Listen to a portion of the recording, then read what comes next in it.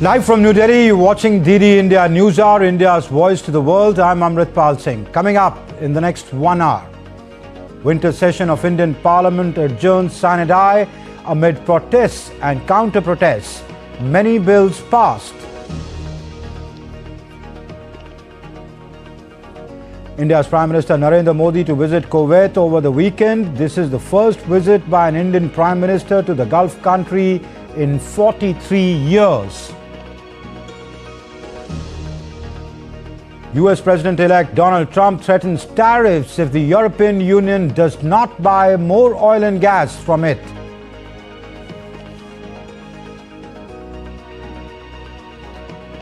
US diplomats meet Syrian leadership in Damascus, discuss the situation in Syria, protection of women and minorities, seek missing US citizens.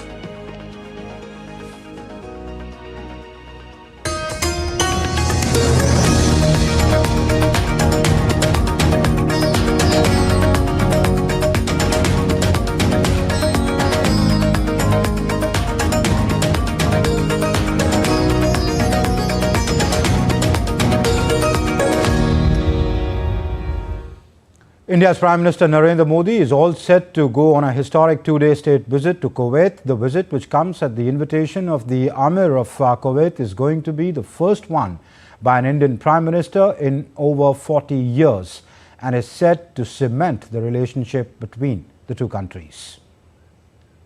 Modi, Modi, Modi, Modi hai to mumkin hai. Excitement brewing among the Indian diaspora in Kuwait ahead of the historic two-day visit by Prime Minister Narendra Modi. The Indian diaspora, which forms the largest expat community in Kuwait, is over 1 million strong, forming a living bridge between India and Kuwait.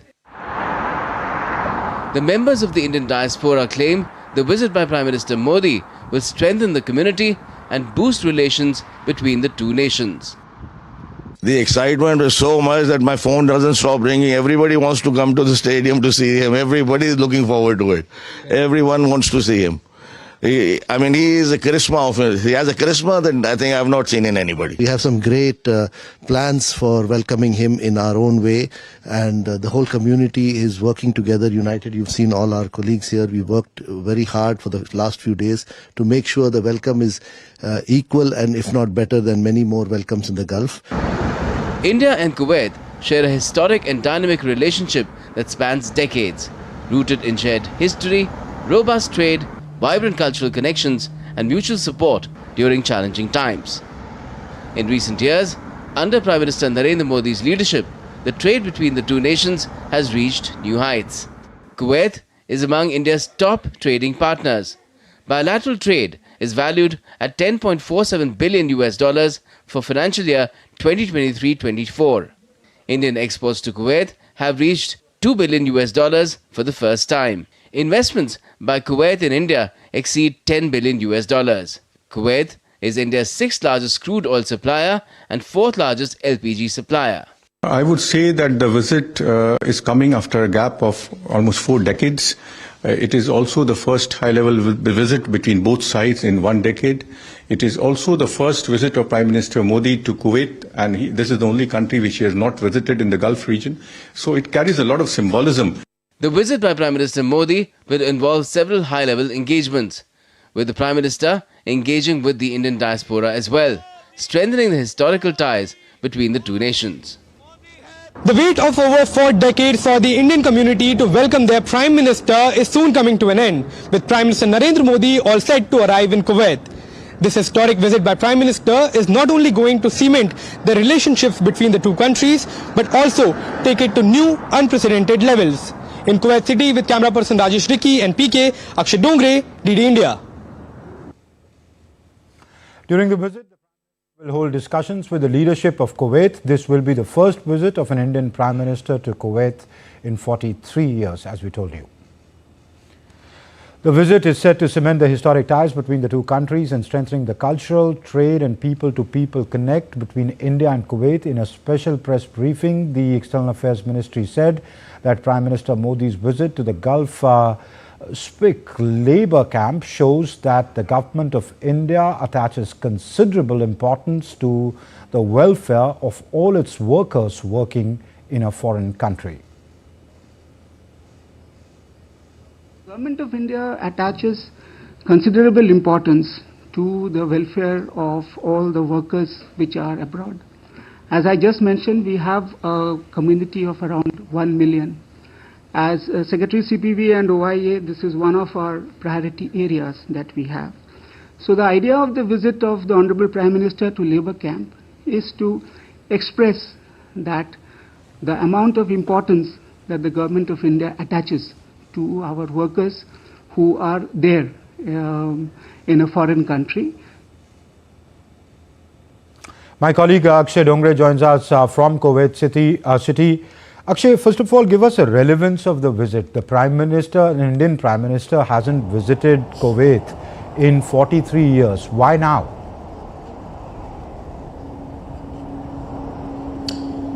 Well, it seems that Prime Minister Narendra Modi's foreign policies have it all covered when it comes to the Gulf region along with other parts of the world as well. Now, you have rightly mentioned that this is for the first time that in 43 years an Indian Prime Minister is attending, or rather is visiting Kuwait, a very important country when it comes to India's energy security is concerned, because Kuwait is the 6th largest supplier of crude oil to India. It is also the 6th largest producer of crude oil, along with being the 4th largest provider or exporter of the LPG to India. So when it comes to India's energy security, Kuwait remains there among the top countries, and that perhaps is the reason why the relation between the two countries have always been warm. There have been certain high-level delegations that have come to Kuwait, but not an Indian Prime Minister in over 4 decades. In fact, this year only the Foreign Affairs Minister Dr. S. Jaishankar had visited the country, and perhaps that was to lay a foundation for this visit that is going to take place tomorrow. The atmosphere here in Kuwait City is electrifying. It's not just the Indian diaspora, which also is one of, in fact, the largest expat community here with a population of over 1 million people. But it's not just the Indian diaspora that is excited to welcome Prime Minister Narendra Modi, but the Kuwaiti nationals as well. India is seen as a very friendly nation across the country. In fact, the Indian expats form one of the most trusted, one of the most dependable community that lives here, from pharmaceutical industry to healthcare to education. You can find Indians everywhere. You can find even people speaking Hindi, people speaking Malayali or Tamil across the country, with several people traveling every year to the country to find jobs, to contribute to the Kuwaiti society as well. And that workforce, the hard work that Indians put in is appreciated by not just the Kuwaiti government, but also the people. So why now is a very subjective term, if you ask me, Amritpal. It is a well calculated move by the Indian Prime Minister, because Prime Minister Narendra Modi has visited all the GCC nations. It was just Kuwait that was left, and now it will also be covered. In fact, this remains a symbolism by the Indian government, by Prime Minister Narendra Modi's foreign policy as well, that India remains committed when it comes to the Gulf region, and the trade is going to improve, the trade is going to increase, and has been happening in the last 10 years under the policies of Prime Minister Narendra Modi. Back to you. Okay, what areas is he expected to bring up in his discussions with the Kuwaiti leadership? Well, we are expecting that Prime Minister Narendra Modi will be, according to his plans, he will be meeting the Indian diaspora. There will be a community event. He will also be going to labor camps where a large workforce coming in from India contributes to the Kuwaiti society. So, people-to-people connect is going to be perhaps one of the most important factor that Prime Minister Narendra Modi will be touching upon. As we were talking about Indians contributing in one of the largest manner when it comes to foreign nationals are concerned in in the country. But besides this living bridge, Prime Minister Narendra Modi is going to talk or rather touch upon the energy supplies, the trade between the two countries, culture, tradition, the heritage that the two countries share. Besides the trade and other issues that we have discussed, Prime Minister also is expected to discuss pharmaceutical industry, healthcare industry, education. In fact, it's very interesting to see that in Kuwait there are 26 CBSE affiliated schools that are functioning, and you can find not just Indians studying in those schools, but Kuwaiti nationals as well. So it's quite interesting to see how India and Kuwait have remained close friends, despite the fact that not even a single Prime Minister from India has visited the country in the last 4 decades, and that is all set to change. And that is why perhaps across the country, Indians and Kuwaitis as well are very excited to welcome Prime Minister Narendra Modi. Okay.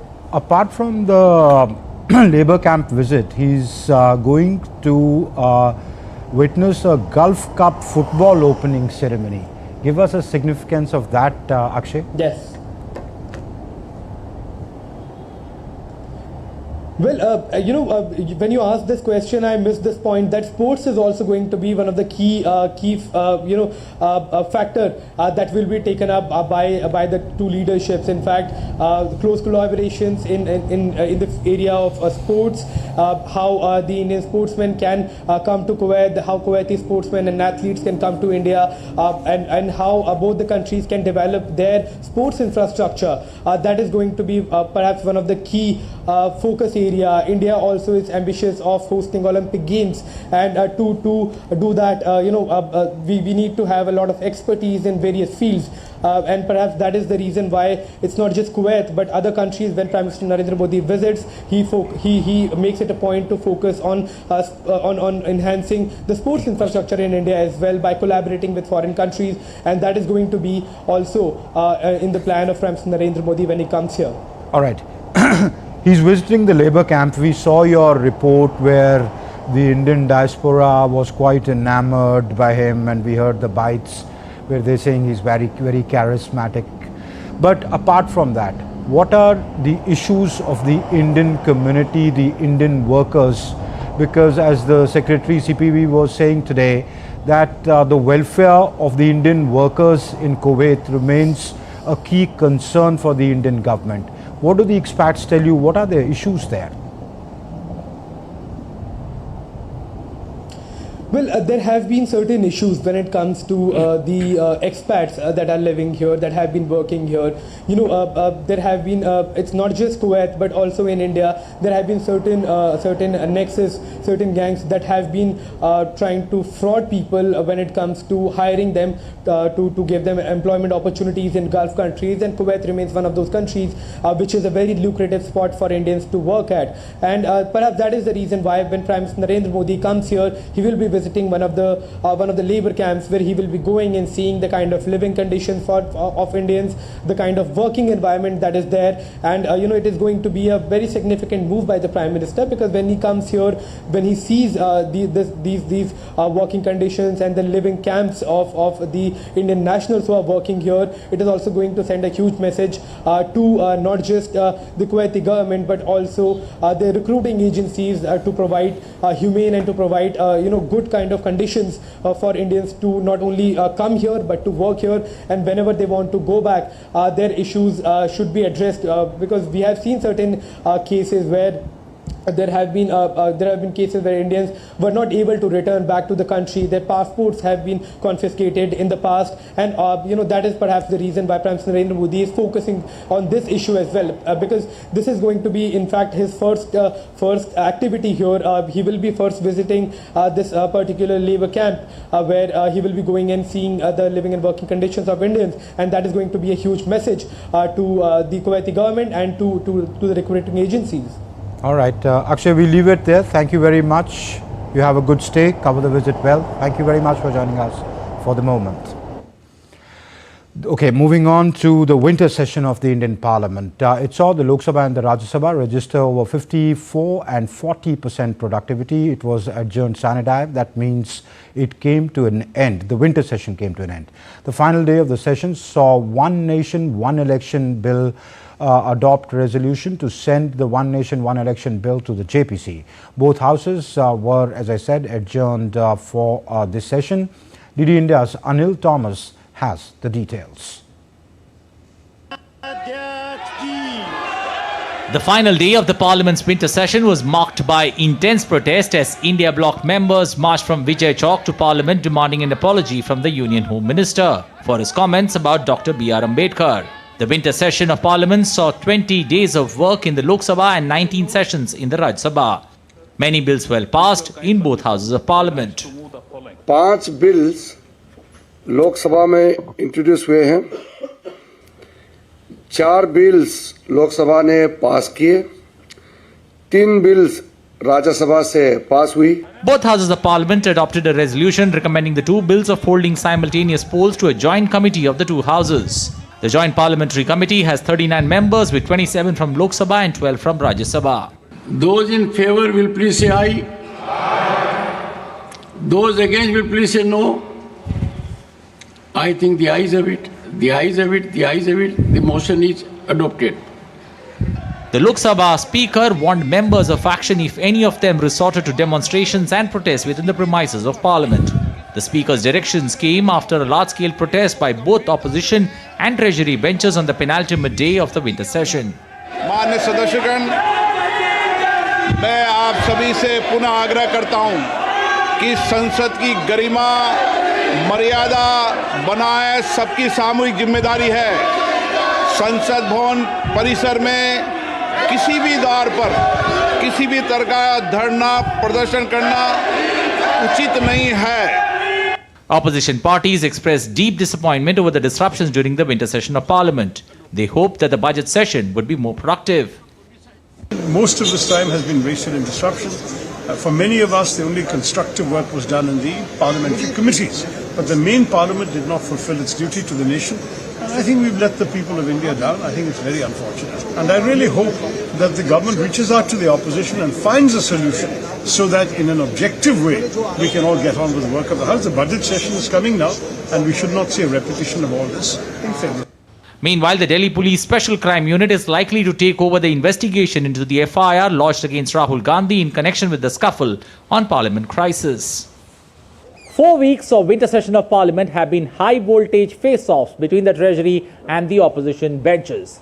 This session can best be described as 2 sides of the same coin. One which saw deliberations, discussions, bills being passed, JPC being formed on the One Nation, One Election, and also discussions in both houses on the 75 glorious years of the Constitution drafting. On the other side, we did have FIRs also being registered in this session.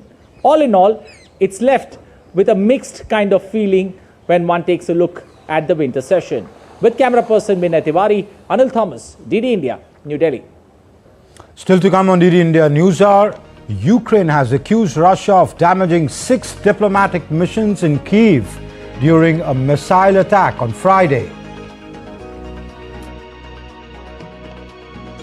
Kremlin warns any new G7 sanctions on Russia's oil industry would backfire.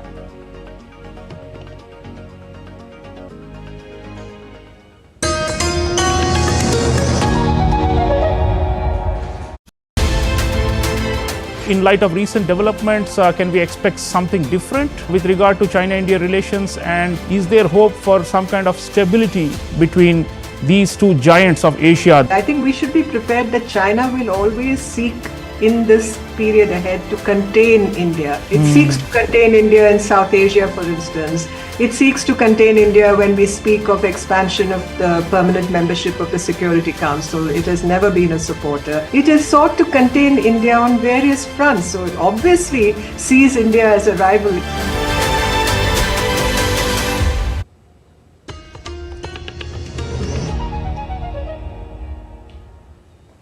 You're watching DD India NewsHour. I'm Amritpal Singh.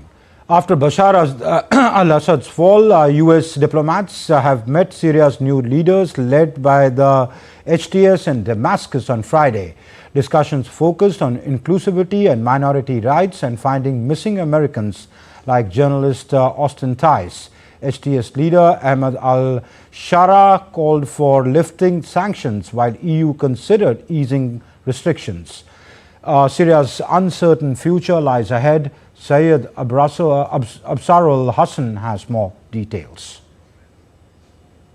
US top diplomats held meeting with Syria's new rulers led by Hayat Tahrir al-Sham STS in Damascus for the first time in person after the fall of Bashar al-Assad's regime. Discussions focus on inclusivity, minority rights and locating missing Americans, including journalist Austin Tice.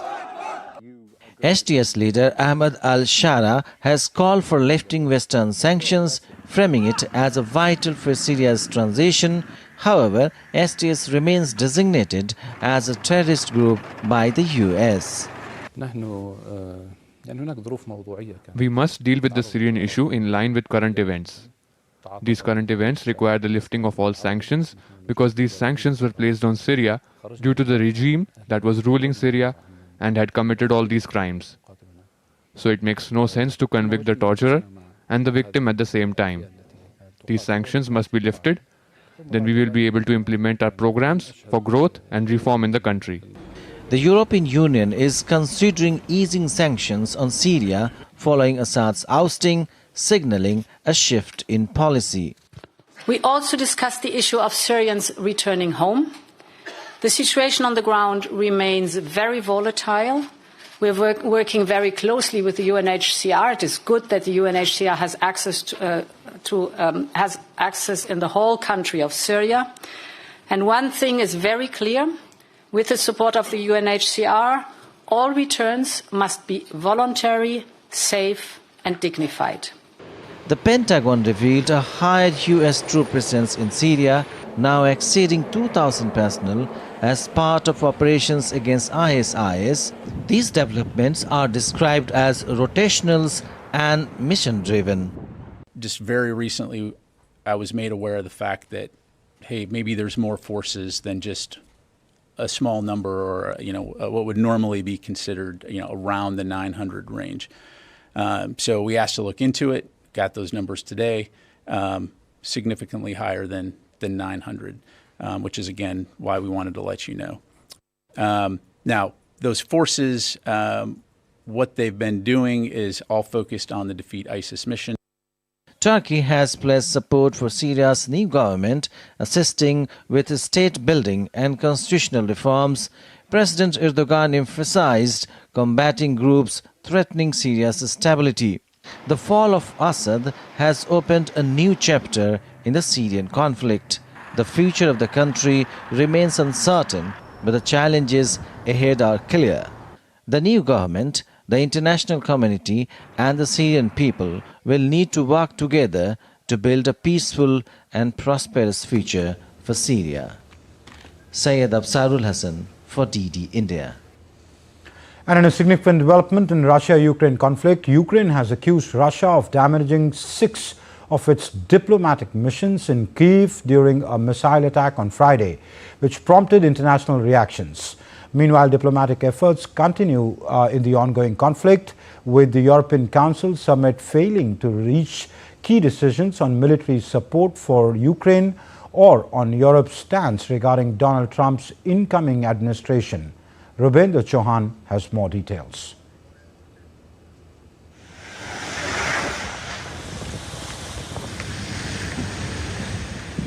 Ukraine has alleged that 6 diplomatic missions to Kyiv have been damaged in Friday's Russian missile attack that killed 1 person and disrupted heating in hundreds of residential buildings amid cold temperatures. Moscow said the attack was in retaliation for a Ukrainian strike on a chemical plant in Russia earlier in the week using Western missiles. Today in Kyiv, as a result of missile attack, several embassies were damaged. I brought some pictures to show how it looks. You can see a car with diplomatic plate that belongs to one of the diplomatic institutions. Here is the interior of the embassy. Here is the interior of the embassy too. All of these embassies are housed in the same building, which was heavily damaged by the Russian strike. Embassies of Albania, Argentina, Palestine, North Macedonia, Portugal and Montenegro. The diplomatic efforts continue in the pursuit of a solution to the Russia-Ukraine conflict. as both countries continue to strike each other amid Russia's attempt to capture new settlements. The European Council summit held between Thursday and Friday failed to achieve breakthroughs on issues such as whether to intensify military support for Ukraine and Europe's approach towards incoming Donald Trump administration.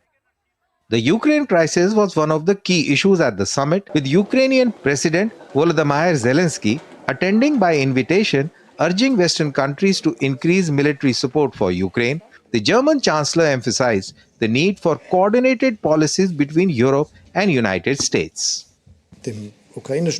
I spoke at length with the Ukrainian president some time ago. I also had a phone conversation with the Russian president, which once again confirmed to me that he has not backed down from his war intentions. But I have also spoken repeatedly with the elected American President Trump.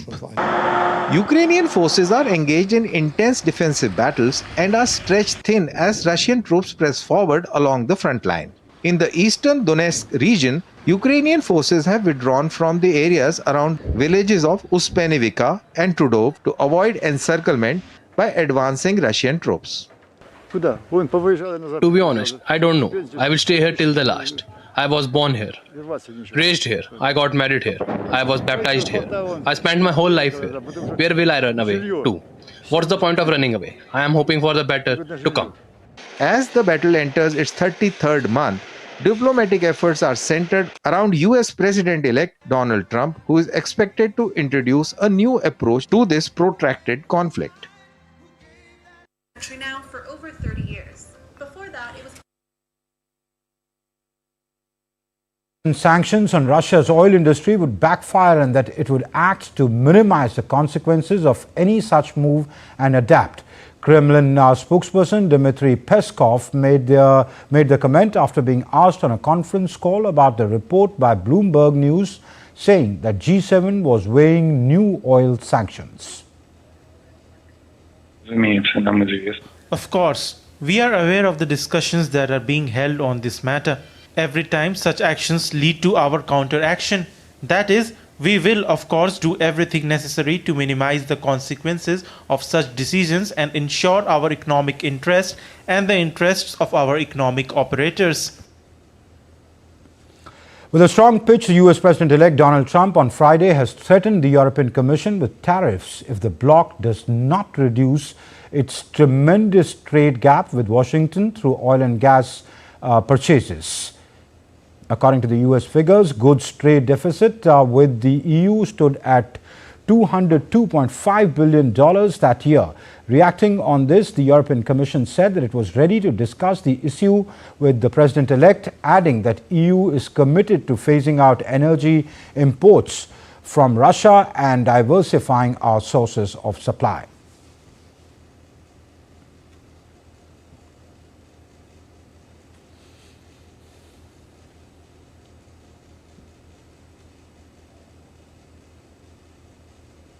We are ready to discuss with President-elect Trump how we can further strengthen an already strong relationship, including by discussing our common interests in the energy sector. And as you all know very well, the EU is committed to phasing out energy imports from Russia and diversifying our sources of supply. The US House of Representatives on Thursday overwhelmingly rejected a Republican-led funding bill aimed at averting a government shutdown, with federal agencies due to run out of cash on Friday night and begin closing down at the weekend. Government shutdown looms in the United States after the House of Representatives failed to pass a revised short-term spending bill endorsed by President-elect Donald Trump. The bill needed a two-thirds majority in the House to sail through, but lawmakers rejected it with 174 in support and 235 against. The rejection comes just a day before the federal government is set to run out of cash. If lawmakers fail to extend that deadline, US government will begin a partial shutdown that would interrupt funding for everything from border enforcement to national perks and cut off paychecks for more than 2 million federal workers. The bill, which resembled a previous version that Trump and Musk had criticized, included provisions to fund the government until March, when Trump will officially take office and Republicans will control both chambers of Congress. Earlier, Trump urged Republicans and Democrats in the Congress to vote for a newly unveiled stopgap funding bill to avoid partial government shutdown. In a post on social media, Donald Trump expressed enthusiasm for the agreement, stating success in Washington. But dozens of debt hawks in Republican ranks, unhappy about allowing the national debt to rise unchecked for half of Trump's term, rebelled against their own leadership to sink the package. Speaker of the House, Representative Mike Johnson, has been facing criticism from all sides for his handling of the negotiations, and his Speaker's gavel looks likely to be under threat when he stands for re-election in January. However, Johnson expressed hope that the bill will be passed on Friday night so that it can be sent to the Senate, although the party leadership offered no clear path forward, telling the reporters they would have to meet to discuss a Plan C. I hope that this vote passes tonight. We will send it to the Senate. We will extend funding, and we'll come back, and we will have the America First agenda come in roaring in January for the American people. Thank you so much. Now let's understand in detail about the bill. Deal contains nearly $100 billion in disaster aid and $10 billion more in banking relief for farmers. It would also extend Farm Bill by 1 year. It will continue to allow more seniors to use telehealth and reform how pharmacy benefits managers known as PBMs operate. It will get more disaster aid funding. Deal would provide nearly $100 billion to help Americans recover from natural disasters. Funding the government is always fraught, and lawmakers are under pressure this time around because they failed to agree on full-year budgets for 2025 despite months of negotiations. Bureau Report, DD India. The United States government has urged the US Supreme Court to dismiss a petition filed by Mumbai attack convict Tahavur Rana, a Canadian national of Pakistani origin, to avoid his extradition to India. India is seeking the extradition of Rana as he is wanted in the 2008 Mumbai terror attacks case. Having lost a legal battle against his extradition in lower courts and several federal courts, including the U.S. Court of Appeals for North Circuit in San Francisco, Rana on November 13th filed a petition for a writ of certiorari before the U.S. Supreme Court. Still to come up on DD India NewsHour, we'll be discussing Pakistan's long-range ballistic missiles program and the US sanctions over it with an expert.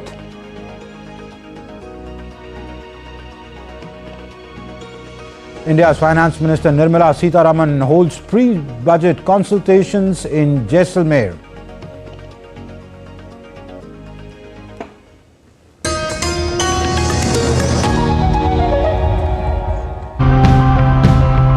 Pollution of all types across the globe is a huge problem. But what is the solution to this? Does it require individual efforts, community action, or state interference? Let's take a look at some of the possibilities, challenges and opportunities. They have to segregate their waste, manage their organic waste within their premises as far as possible. They have to hand over the rest of the waste, the residual waste, to the authorized waste collector. When the local administration saw what I had done, it decided to build the drainage system you see here, connecting the whole area to it. Trees are our lifesavers. They give us oxygen, and it's unfair to harm them by hammering iron nails into them just for the sake of ads.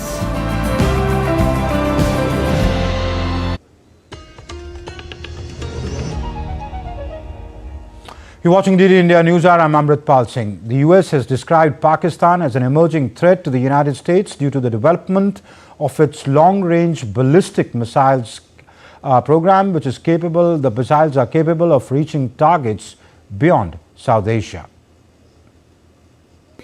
2 days after the US imposed sanctions against entities in Pakistan, a senior White House official on Thursday said nuclear-armed Pakistan is developing long-range ballistic missile capabilities that eventually could allow it to strike targets well beyond South Asia, making it an emerging threat to the United States.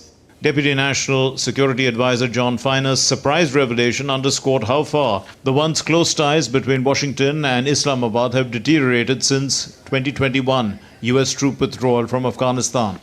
Washington had announced a new round of sanctions related to Pakistan's ballistic missile development program, including for the first time against the state-run defense agency that oversees the program. The sanctions, which come in light of the continuing proliferation threat of Pakistan's long-range missile development, freeze all US-based assets belonging to targeted Pakistani businessmen and prohibited American entities from engaging in trade with them. The sanctions, which come in light of the continuing proliferation threat of Pakistan's long-range missile development, freeze all US-based assets belonging to targeted Pakistani businesses and prohibited American entities from engaging in trade with them. Pakistan has condemned the move, labeling the sanctions as discriminatory and warning of potential risks to regional peace and security. Pakistan's Ministry of Foreign Affairs issued a strong statement on Thursday, cautioning that the sanctions could have dangerous implications for the strategic stability of our region and beyond. This has raised questions about whether Pakistan has shifted the objectives of nuclear weapons and ballistic missile programs long intended to counter India. Bureau Report, DD India. And to discuss more on that, I'm joined by Prabhu Dayal. He's a former senior diplomat. Thank you, Ambassador Dayal, for joining us on the show.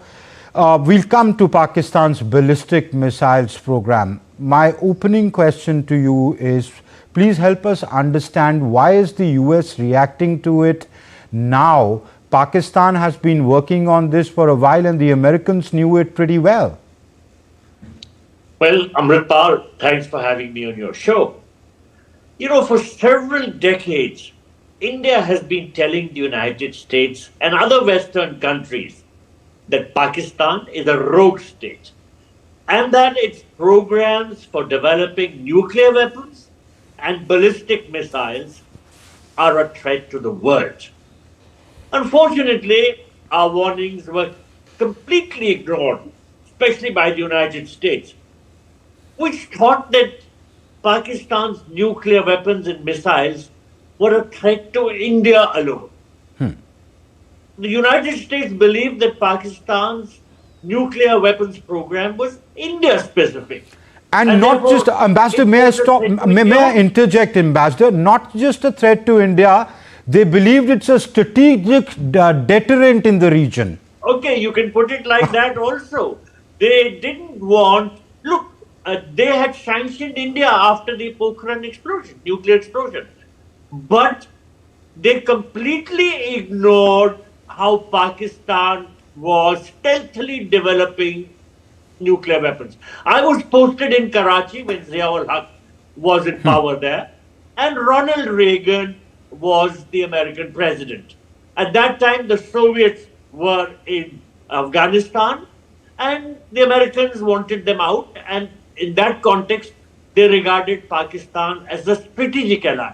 Now, the CIA had given Ronald Reagan umpteen amount of evidence to show that Pakistan was developing a nuclear weapon, but Reagan ignored those and continued to falsely certify that Pakistan's nuclear program was not weapons-oriented, that it was peaceful.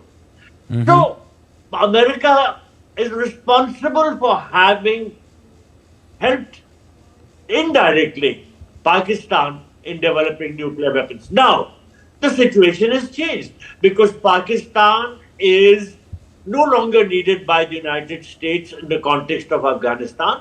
Moreover, Pakistan has developed these ballistic missiles.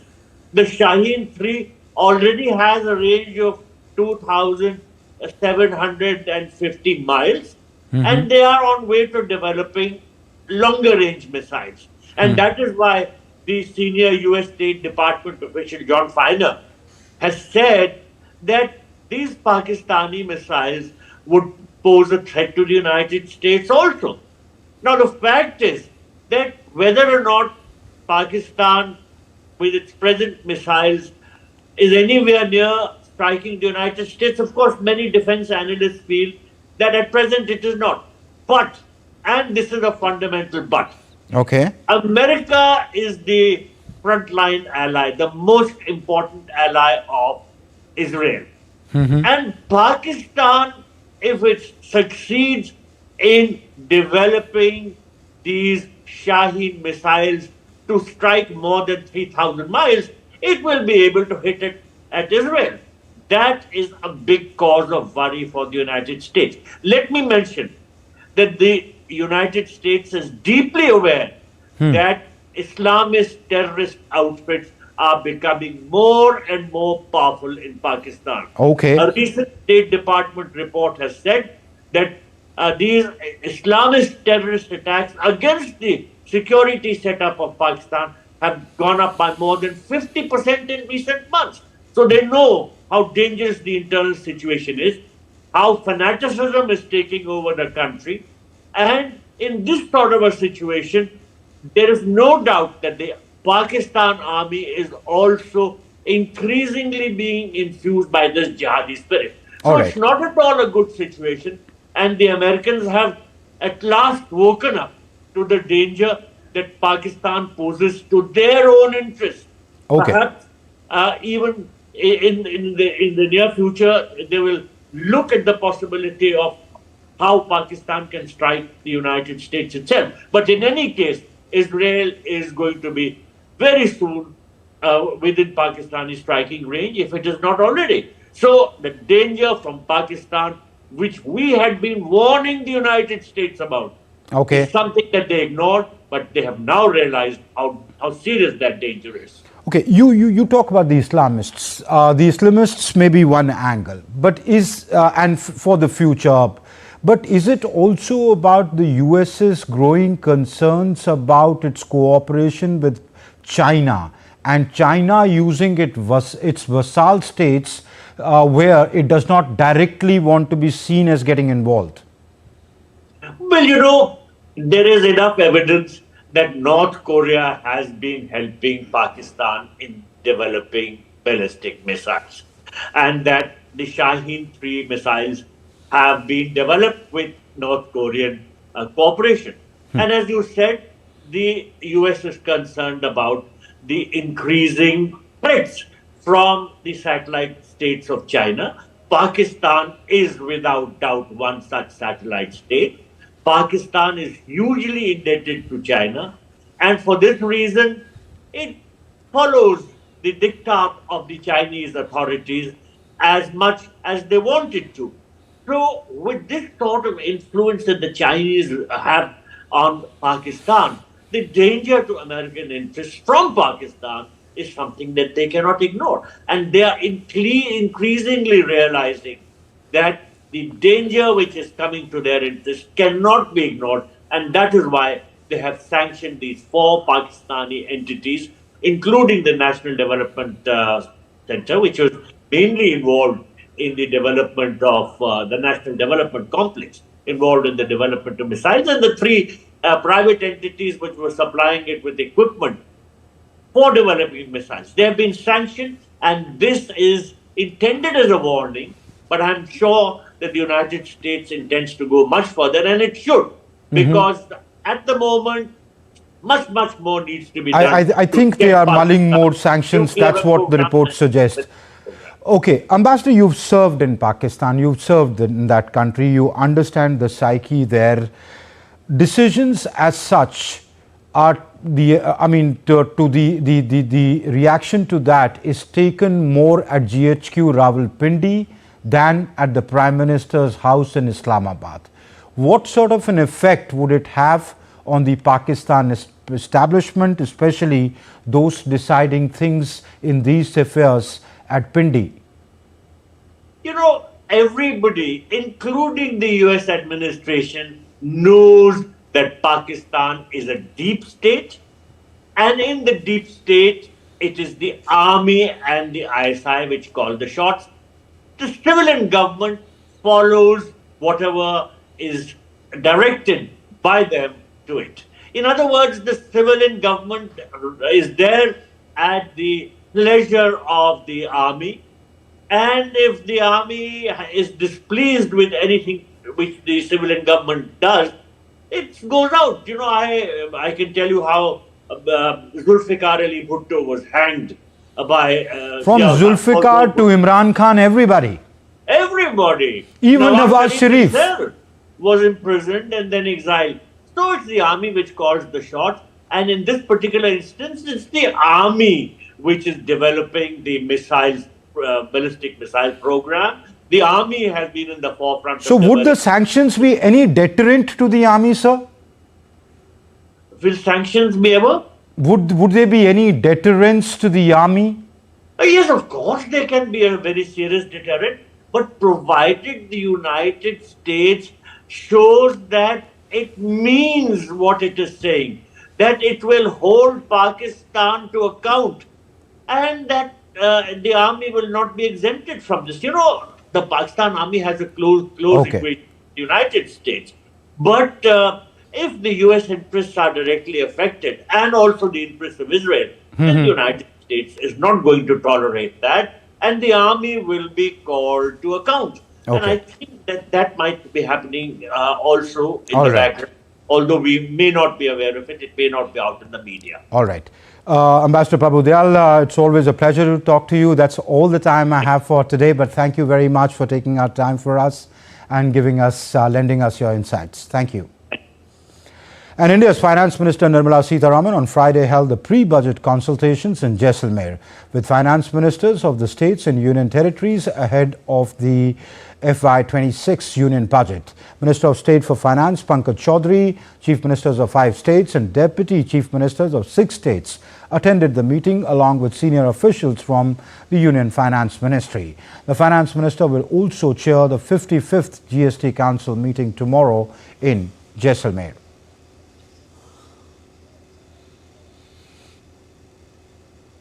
And let's now take a look at other stories making news. India's Home Minister Amit Shah attended the 61st Raising Day celebrations of the Shastra Seema Bal in Siliguri in West Bengal on Friday. He praised the SSB for its crucial role in securing India's borders with Nepal and Bhutan and its significant efforts in combating Naxalism in Bihar and Jharkhand. India today sent humanitarian assistance to Lesotho. India's External Affairs Ministry spokesperson in a social media post informed that a consignment of 1,000 metric tons of rice departed today from the Nahava Sheva port for Lesotho. He further said that the consignment will help in addressing food security and nutritional requirements of the friendly people of Lesotho. With Christmas around the corner, crib makers have flocked to Kerala's Kottayam, anticipating a rise in sales. These artisans craft cribs using natural materials like bamboo, coconut tree stems and paddy leaves, steering clear of plastic to create eco-friendly products. And still to come on DD India NewsHour, first ever World Meditation Day to be observed on Saturday.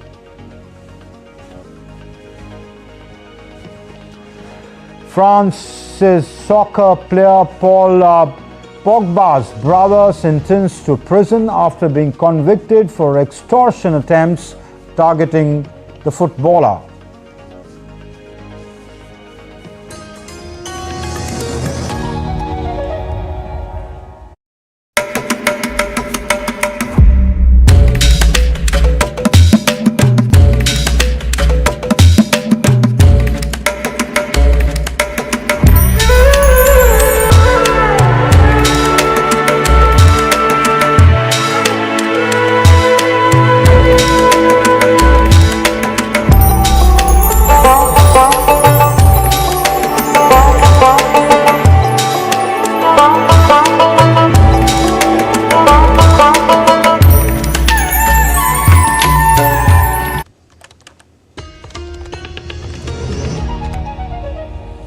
You're watching DD India NewsHour. I'm Amritpal Singh. India's President Draupadi Murmu attended the President's Colours presentation at the College of Defence Management in Hyderabad on Friday to recognize the institution's exceptional contributions to national defence. As the ceremony's chief guest, the President emphasized the need for the armed forces to continuously adapt to modern warfare challenges. She stressed the importance of innovation in military training to maintain readiness. The President also released a commemorative postal stamp cover and medallion.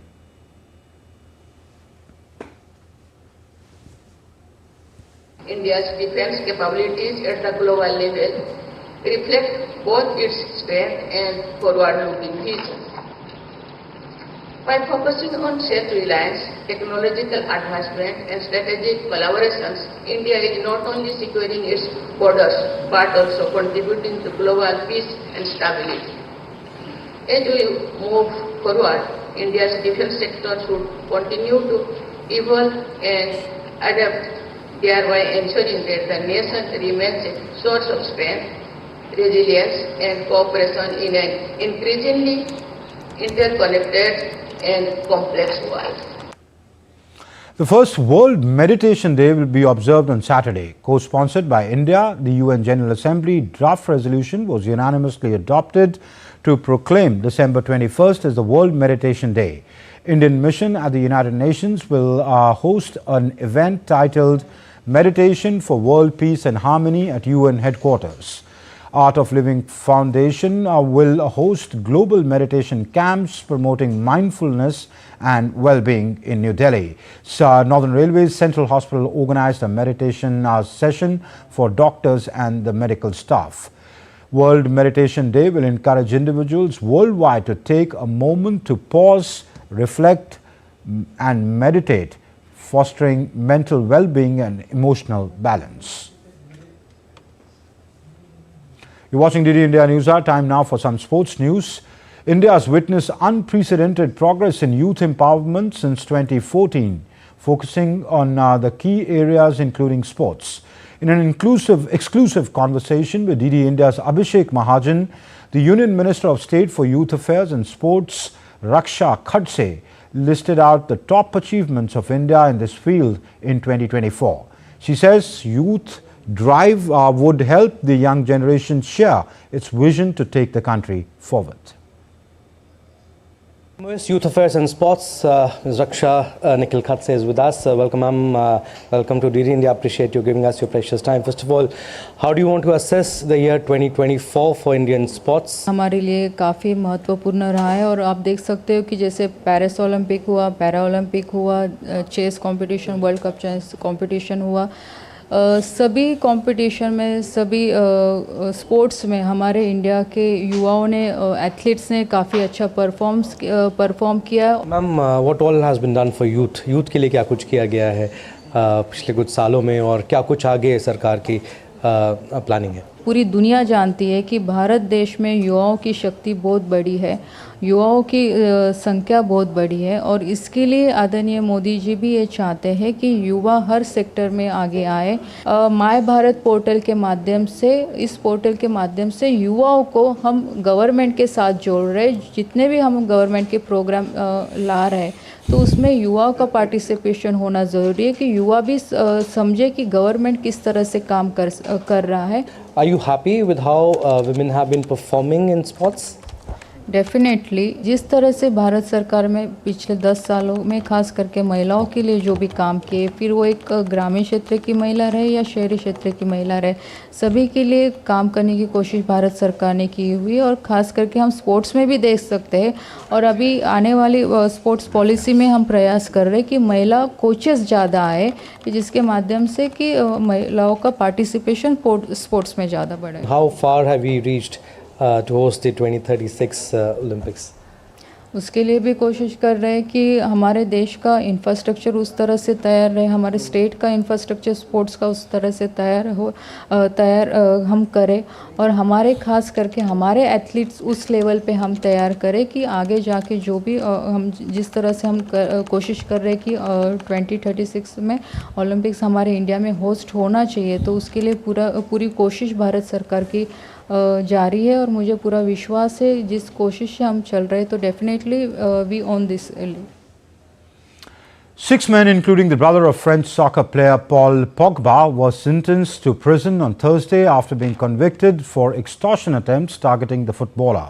In 2022, Paul Pogba said he was the subject of extortion attempts and threats from an organized gang, with his brother Matthias being placed under formal investigation.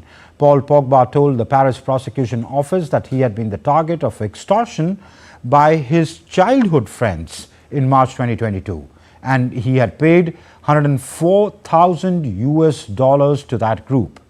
Matthias received a 3-year prison sentence, 2 of which were suspended after he was found guilty of organized extortion and attempted extortion. Australia have dropped Nathan McSweeney after 3 tests and included teenager Sam Constas into the squad for the 4th test against India starting on 26th of December. Constas has been scoring runs for fun in the first-class cricket this season, including a century against the Indian team in the tour match. The 19-year-old also became the youngest player to score a half-century in the Big Bash League this week on his debut. Wicket-keeper batsman Josh Inglis and all-rounder Bear Webster also remain in the squad. Jai Richardson and Sean Abbott were in the squad as cover for Josh Hazelwood, but Scott Boland is expected to take the injured fast bowler's place in the playing 11.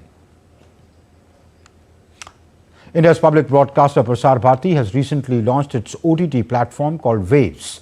Waves provides a complete infotainment ecosystem to digital media and OTT audience. If you also want great content for free, then please download Waves today. And that's it in this edition of DD India NewsHour. But do let us know your thoughts on the news of the day. For those on the go, you can get all the latest news and updates from India and across the world on DD India's mobile app. The app is available on both Android and iOS platforms. Scan the QR code you see on your screens right now to download. We'll be back with more news as it breaks here on DD India. I'm Amritpal Singh from my entire team here in Delhi. Thank you for watching DD India NewsHour.